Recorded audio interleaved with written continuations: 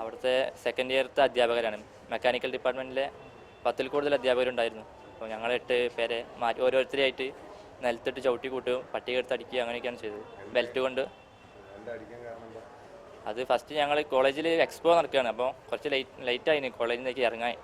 അപ്പോൾ എന്താ പറയുക, ഹോസ്റ്റലിൻ്റെ ഡോറ് തുറക്കുന്ന സമയത്ത് അവിടുത്തെ വാർഡൻ വന്ന് എന്താ ലേറ്റ് ആവണമെന്ന് വെച്ചുകൊണ്ട് എൻ്റെ റൂമിലുള്ളവരത്തിനെ അടിക്കുമായിരുന്നു. അപ്പോൾ ഞങ്ങളൊക്കെ പിടിച്ചു വെച്ചു.